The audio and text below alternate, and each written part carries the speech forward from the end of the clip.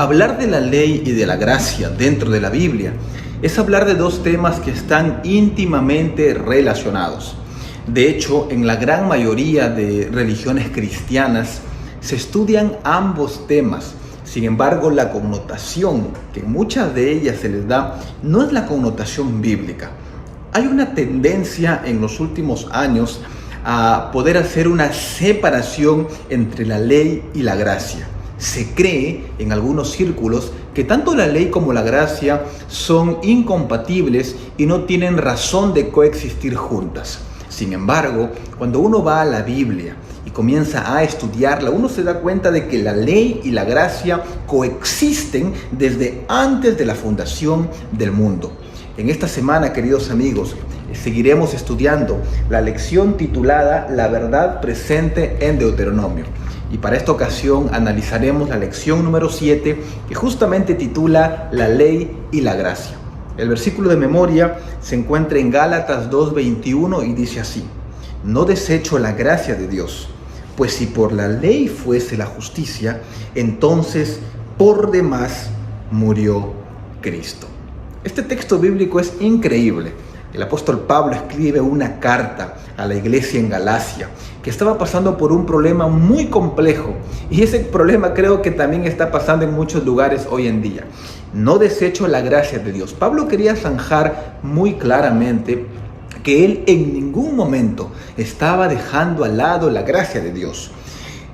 Pues si por la ley, dice, fuese la justicia, entonces por demás murió Cristo. La iglesia de Galacia estaba viviendo un problema particular. Ellos estaban echando por tierra la gracia y se estaban aferrando fuertemente a las obras de la ley como medio de salvación. Y Pablo se pone frente a ellos a través de una epístola y le dice: yo no desecho la gracia. Porque si por la ley uno fuese justificado o haríamos justicia, entonces vano sería el sacrificio de Cristo. En esta semana estudiaremos algunos tópicos en relación a cómo la ley y la gracia se conectan de forma armoniosa y forman un sistema de verdades para nuestra salvación. Comencemos.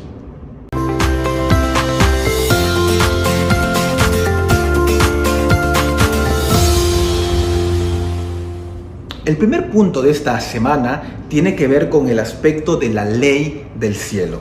Es interesante notar el hecho de que a pesar de que la ley física fue dada recién en el monte del Sinaí por medio de Dios a Moisés, el cielo desde su origen coexistía con una ley moral.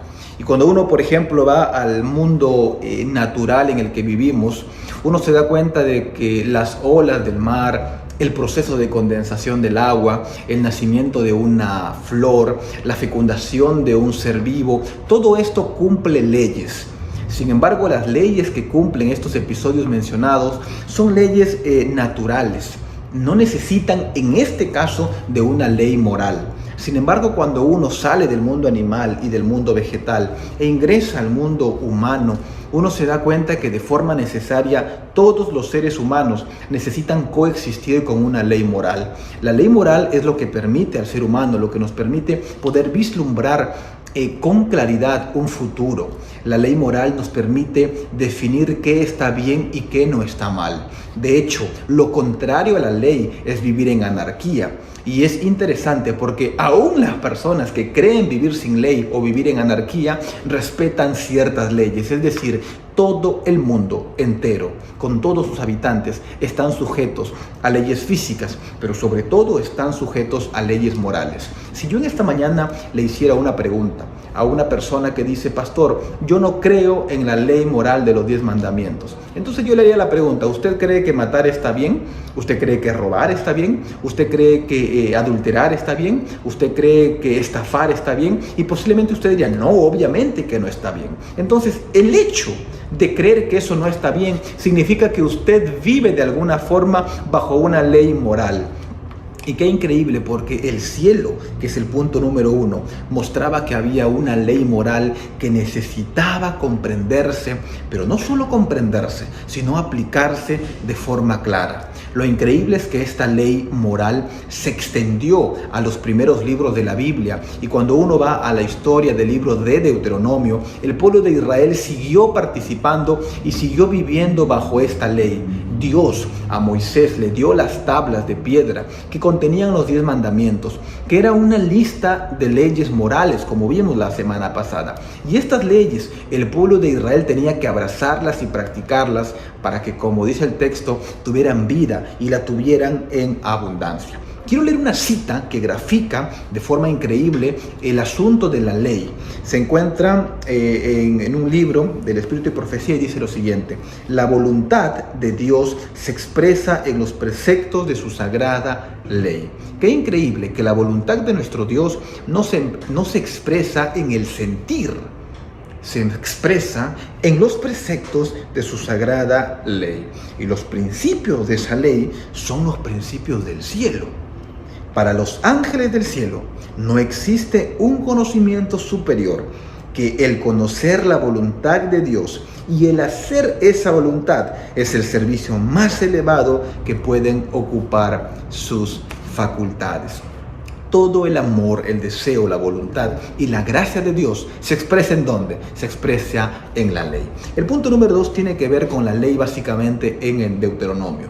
Y uno al revisar la historia se da cuenta de que cuando ya Israel estaba en la frontera para poder heredar la tierra prometida, esa tierra prometida que ellos habían esperado más de 400 años con la promesa que Dios le había hecho a Abraham en Génesis 15, parecía que era ya una realidad en su vida. Y cuando uno lee el libro de Deuteronomio, hasta de forma superficial, uno puede notar claramente que la obediencia a la ley de Dios no estaba en juego, no era negociable, era un requisito intrínseco en la vida del pueblo de Israel para que ellos pudieran proveer y pudieran ingresar a la tierra Canaán. La ley trataba de mostrar de alguna forma lo que Dios había hecho por ellos y lo que Dios estaría dispuesto a hacer de allí en adelante. Ahora, ¿cómo entra el juego? ¿Cómo entra ese detalle entre la ley versus la gracia? Y vamos a explicarlo de la siguiente manera. Hay un texto bíblico que dice lo siguiente, Romanos 3:28. Concluimos pues que el hombre es justificado por la fe sin las obras de la ley. Este primer punto nos lleva a pensar y a tener la seguridad de que nosotros somos salvos en primer lugar. ¿Por qué? Por la gracia de Dios. Somos salvos por su gracia. No somos salvos por observar la ley y guardarla, porque la ley es un cúmulo de normas y preceptos, y ella como ley no nos puede salvar. Nos puede salvar lo que dice el texto bíblico a continuación. Ya que por las obras de la ley ningún ser humano será justificado. Es increíble que dentro del asunto de la gracia y el asunto de la ley, el ser humano es salvo no por la obediencia a la ley, sino por la gracia de Cristo. Entonces puede surgir rápidamente la pregunta, y alguien puede decir: pastor, entonces ya no necesito cumplir la ley porque yo soy salvo por gracia y ya no soy salvo por la ley. Y esto en realidad es un error garrafal. Voy a colocar un ejemplo que tiene que ver con la salud. Imagínense que hay una persona, un deportista mundial de élite, que llegó a su máximo estado de salud física. Físicamente está excelente, estéticamente también, y dice: bueno, como yo ya llegué a mi grado máximo de estética, entonces de ahora en adelante ya no voy a cuidar mi cuerpo y voy a ingerir gaseosas, comida chatarra, comida rápida, porque yo ya llegué a mi máximo, tanto física como estéticamente. Y esa persona comienza a comer, y en un año posiblemente esa persona se vea distinta. Eliminó todo lo bueno para colocar todo lo malo. Más o menos lo mismo sucede con la ley y con la gracia. Cuando una persona acepta a Jesús, una persona es salva por su gracia. La muerte de Cristo en la cruz nos limpia de pecado y nos salva de todo mal. Pero eso no significa que como Cristo ya nos salvó en la cruz y como usted y yo ya aceptamos a nuestro Salvador, entonces podemos dar rienda suelta y decir, bueno, de ahora en adelante ya no me sirve la ley. No, la ley va a ser ese entrenamiento que me va a permitir que cada día yo pueda ver la gracia y la salvación de Jesús como un regalo. La ley, por la ley nadie será salvado, pero si una persona no guarda la ley, no será salvo.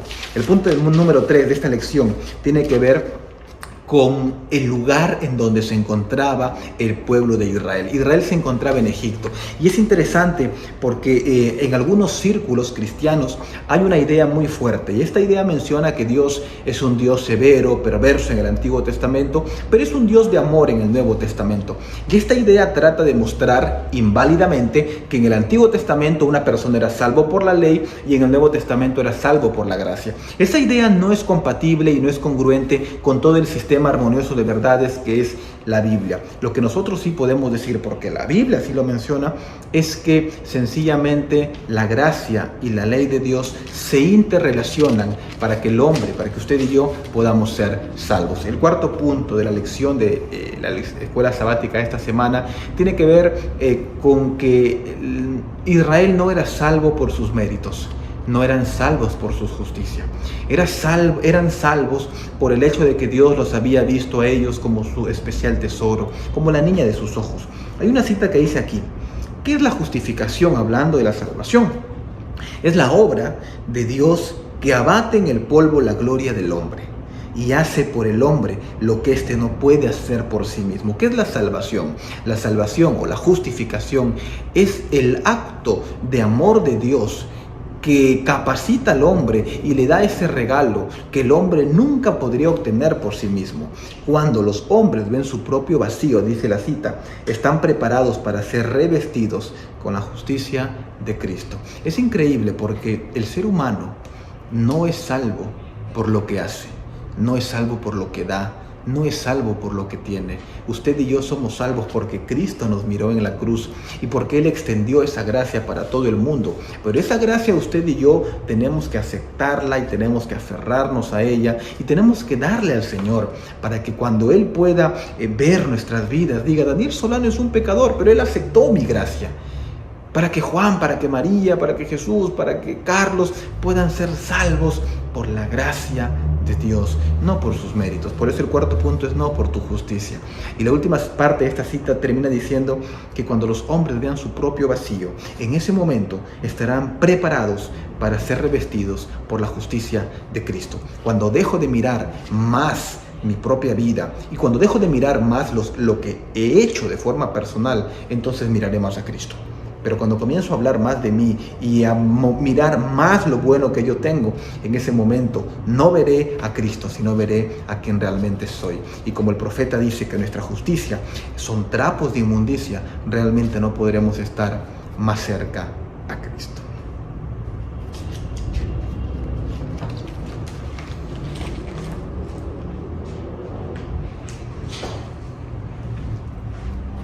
Así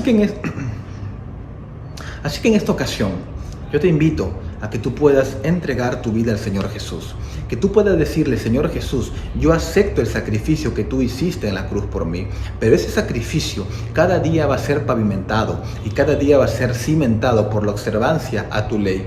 Si tu ley dice que necesito respetar el día de reposo, lo voy a hacer. Si tu ley dice que yo necesito alimentarme de forma correcta, lo voy a hacer. Si tu ley está escrita y tu ley no cambia porque tu ley es inmutable, entonces yo lo voy a hacer. Y es por ello que en esta ocasión yo te invito a que tú puedas aceptar a Jesús como tu Salvador, pero puedas hacer de la gracia de Jesús tu don, ese don inmerecido, y puedas hacer de la ley ese entrenamiento diario que te permita ver quién fue la persona que te ha salvado.